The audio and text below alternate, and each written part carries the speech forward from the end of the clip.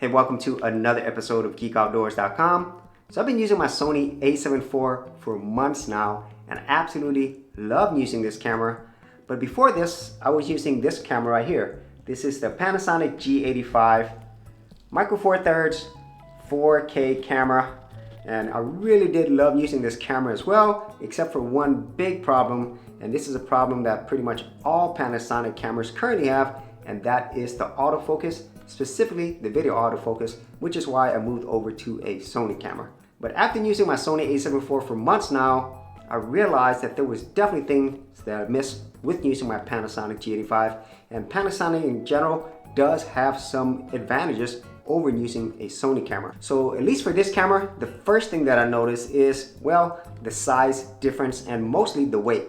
Now the Panasonic G85, it is a Micro Four Thirds camera, so it's definitely going to be smaller. And even though the overall physical dimensions of the camera aren't significantly smaller than the Sony A7IV, because Sony does a great job in making compact full frame cameras, it still is larger. And most importantly, the Sony A7IV is a lot heavier, especially when you put on full frame lenses. And that's something that I did not expect to have such a big difference and big impact. Because at least with this, it's really easy for me to hold this and just vlog. It's really lightweight. But with the Sony A7IV, you could definitely feel the weight, and my arm starts getting tired in just a few minutes. And so that is definitely a big difference. And then the second thing is just the overall simplicity and ease in use. And I know this is definitely a different class of cameras, but the whole dials and buttons and everything here, it's really intuitive and it's really easy for me to know where things are. Whereas the Sony A7IV, there's just a lot of things going on there. And that leads me to another thing, and that is the menu system. The menu system on the Panasonic cameras, at least the ones I've used, specifically this one, and I've seen a lot of people say the same thing, it's just really excellent. The menu system is very intuitive. Things are labeled in a way where you understand, and in general, it's just really a pleasure to use. Whereas the Sony menu systems, even though they have made improvements, it's just really complex. It's convoluted.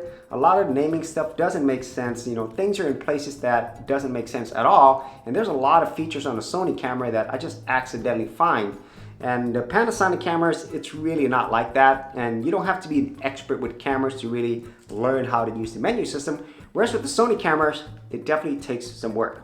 And then another thing that these Panasonic cameras does really well, and this is something that might be controversial, it's just the overall picture quality. Even though the Sony A7IV has some fantastic image quality, for some reason the Panasonic has a more film-like look. And I've heard a lot of people say that as well, and it is personal preference, but at least for me, I do really enjoy the way the video looks out from my Panasonic camera versus my Sony camera. So that's something that was really surprising to me. Whereas the Sony camera, it's more like a very technical look, whereas this one's a more natural film-like look. For serious YouTubers, check out TubeBuddy, the premier tool news at GeekOutdoors.com. Get more done today by checking out the affiliate link in the description area below. And then the final thing that the Panasonic cameras does so well, it's just the in-body stabilization. Even though the Sony A7IV does have in-body stabilization, it also has active stabilization, it's just not as good as this Panasonic G85, and I would say just the Panasonic cameras in general.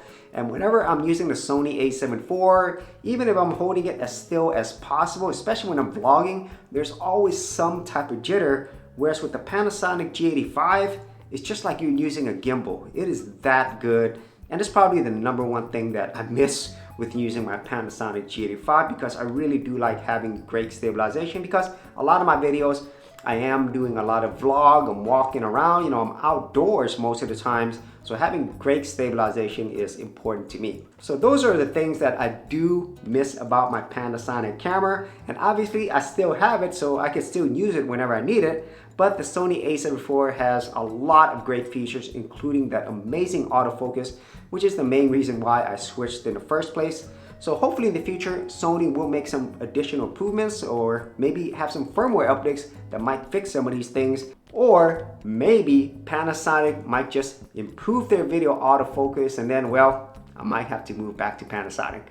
So if you actually had any thoughts on this, be sure to leave it in the comments area below. And if you did want to see more of my camera tutorials, tips, and thoughts, I do have an entire playlist. I'll leave that in the description area as well.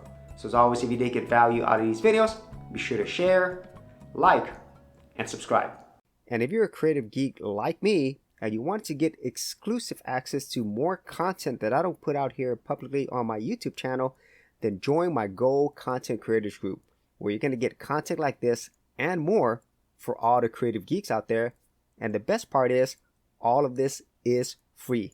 Simply head over to the link below, check out my page, and sign up for my Gold Content Creators group.